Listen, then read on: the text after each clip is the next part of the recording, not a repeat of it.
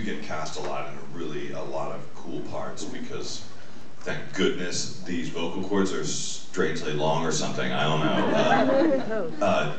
So I haven't paid attention to a lot of it, but I have been cast on some ridiculously awesome stuff. Like, I cannot wait. It should only be, I think it's only like a matter of a month or so that I'll finally be able to talk about my favorite show I have ever worked on, and I wish I could talk about it. If Clarine were here, I'd be able to get a nod from her or something, but I don't think I'm pretty sure I can't say anything yet. But I'm sorry, that's so stupid. I hate it. Like, it's the Avengers. I'm just kidding.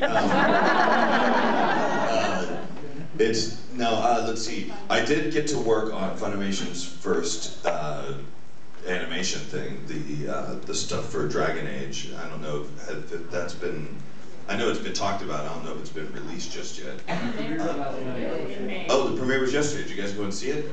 Anyone go see it? None of you. You were all sleeping in, so you could go see this. Yeah, pretty much. What?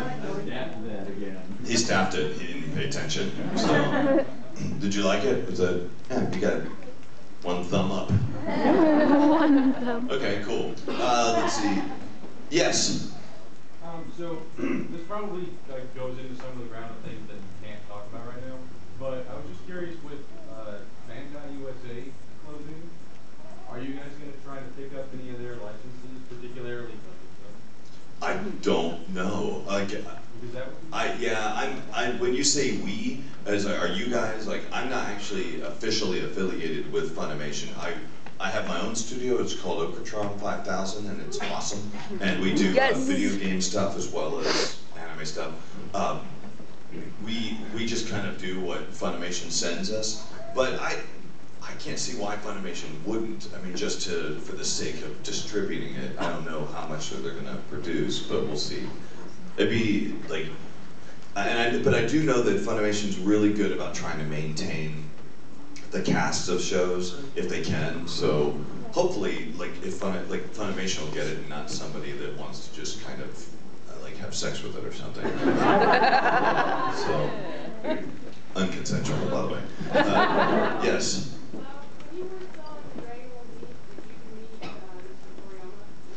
I met Akira Toriyama one time, and it wasn't when I was working on it per se. It was after we'd finished the series. They were releasing Shonen Jump in America, the U.S. version of Shonen Jump. Yeah. And they had a launch party for it, and he was there. And he said a few words, and man, he was so nervous. Like, he was sweating from head to toe. He looked like something he would have drawn. Because he was just kind of pacing around, and like sweat was, pouring off of him, like out of like a Stephen Chow movie or something like that. Like, just ridiculous amounts of like sweat, like spraying out of his head. And he was super, super nice, just very, very, very reclusive and shy. And there was a Q&A section, and the most interesting question that was asked, someone asked him, what happened to launch in the Dragon Ball Z series? She just disappeared. Like, and he actually started sweating more, and he goes, honestly, I forgot. Which makes sense. Like, I don't know how he kept up with all those characters anyway. There's only a billion characters we completely forgot about. No. No, that's not. I don't know how. Yes, I'm sorry. I guess apparently this is my stronger side over here. I know you've She's in black about Zoro that you don't know what's going on with the show because he doesn't do a lot, according to you. But you're dubbing season 4 right now. According to you, in Zoro's eyes, what is going on? What do you think is going on? What do I think is going on? Okay, what's going on is that the group will be in the boat, and then a giant wave or something like that will happen. They will see something that looks weird. Then Zoro will go back to sleep, and then he will wake up later and not have a clue what direction he's going. And then Luffy discovers something, and then Luffy will somehow misunderstand what's going on, and then Zoro will get mad at Luffy, and then Sanji and Zoro will get into an argument constantly, and they will fight one another usually, and then they figure out what's happening finally, and then Luffy usually doesn't know what's happening, so then once he figures it out, then Luffy is the one that always like manages to fix everything. So does that make sense? Yeah, it's usually a lot of just snoring, I'm going to sleep, and then I get back up again, and something happens, and then he gets angry. And then Zoro, unfortunately, ends up being that guy who basically just tells the audience what's going on. Like, have you noticed that before? There are some cool moments in the show, but really, at this point, and where we're dubbing, we've only gotten to a part where we're kind of with Foxy's crew, you know what I mean? Like it's a giant kind of kickball tournament or something like that happening right now.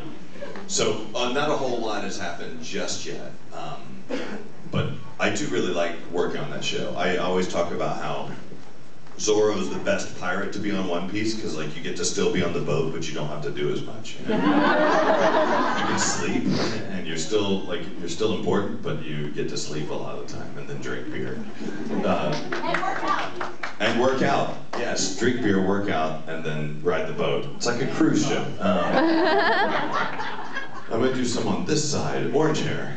I'm just curious. Of everything you've done so far, do you have like an all-time favorite? Let's see, all-time favorite stuff. Man, it's hard to say. I loved working on, shoot, there's so many things. As I said, I really loved working on Sergeant Frog. That was a really fun show to work on. It's hard to discount all the stuff I've done on Dragon Ball, because it's just become my existence. Pretty much. Because it's Dragon Ball, much like the show, it like sits there, and no matter when you think it's gone, it just, the smoke clears and Dragon Ball Z is just still sitting there going breathing in and out, opposite of the way its body looks, you know what I mean? Like, and so yeah, Sergeant Frog was a really fun show to work on. I loved working, weirdly enough, I was the narrator on, not Kodocha, oh my gosh. Yeah, Kodocha was a good show. I was a narrator on Negima, the set and that show was really fun because I was directed by Jamie Markey, who's here this weekend, and she's ridiculously funny. She's stupid funny. Well, she's stupid. That's what I meant to say. She's funny in that she's so stupid. Don't tell her I said that. She's really strong. She's probably working out right now. Yes, Canada, America, Prussia. I have a question from Hungry because she's now shy. I'm not hungry. I got a donut. She wanted to know if you've seen any of the Dragon Ball Z abridged series on YouTube. Yeah, I have.